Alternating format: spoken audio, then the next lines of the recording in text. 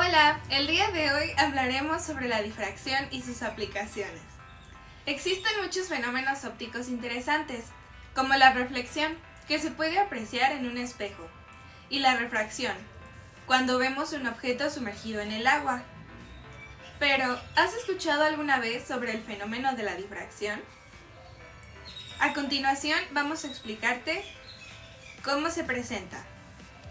Imaginemos una fuente de luz que se encuentra muy lejos. En este caso, podríamos considerar a sus rayos paralelos. Haremos pasar esta luz a través de una pequeña apertura, lo cual producirá ondas esféricas. Si nosotros analizamos esta luz con una pantalla, podemos ver un patrón muy característico. Este es un patrón de difracción. Si estás familiarizado con los fenómenos ópticos, podrías pensar que este patrón es muy parecido al de la interferencia. Y es que tienes razón, la difracción y la interferencia están estrechamente relacionadas.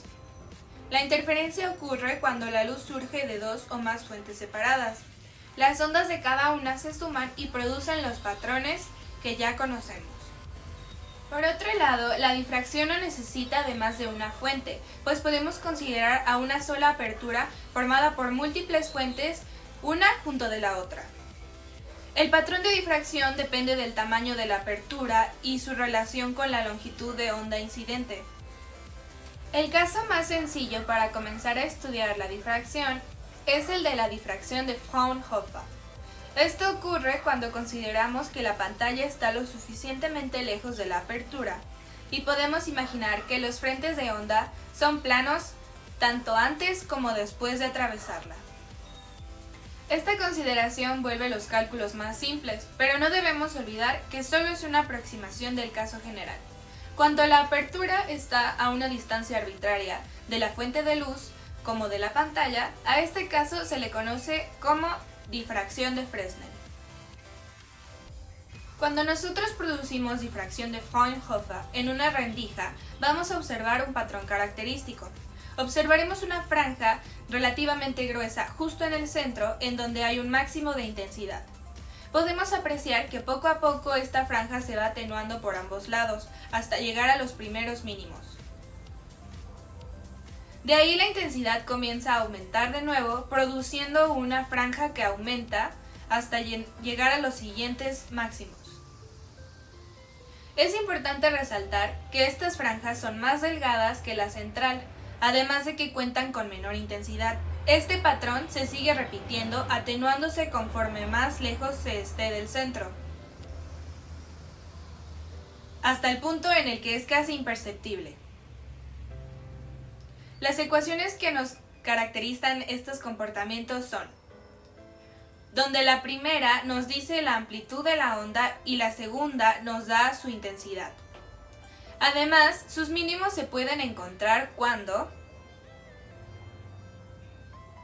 y los máximos están aproximadamente a la mitad de la distancia entre los mínimos.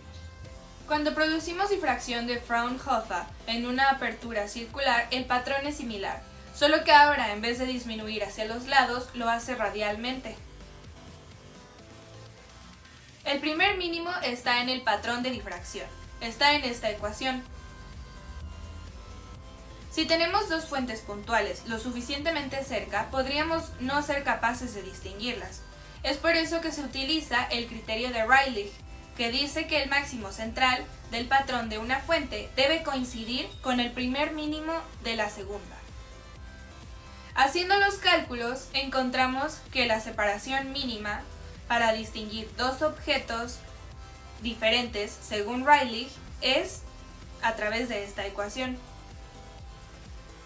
Por último, analizaremos el caso en el que tenemos tanto interferencia como difracción. Si producimos difracción de Fraunhofer en dos rendijas, vamos a apreciar un patrón muy particular, el cual es el resultado de ambos fenómenos aplicados al mismo tiempo. Las franjas gruesas se producen por la difracción de la luz en cada apertura, mientras que las franjas pequeñas son debidas a la interferencia que se produce por sumar las ondas que vienen de cada una de las rendijas.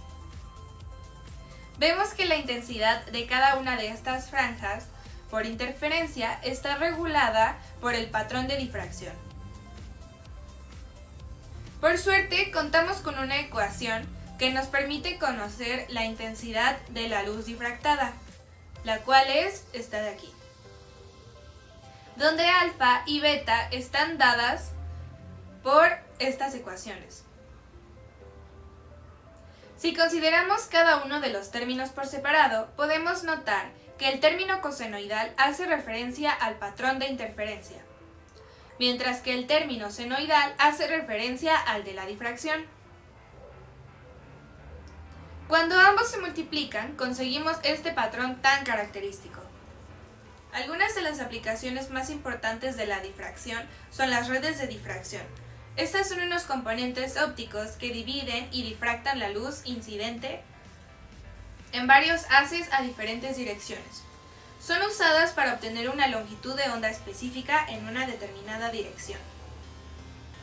Algunos ejemplos son los monocromadores, los espectrómetros o los láseres, pero sus ejemplos más comunes, aunque cada vez menos, pueden ser encontrados en nuestra vida diaria.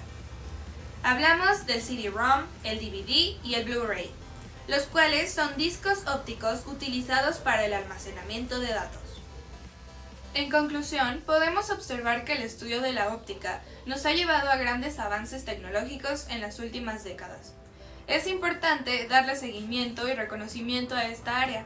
Te invito a que continúes estudiando e investigando sobre los fenómenos ópticos y sus aplicaciones. Nos vemos pronto. ¡Felices fiestas!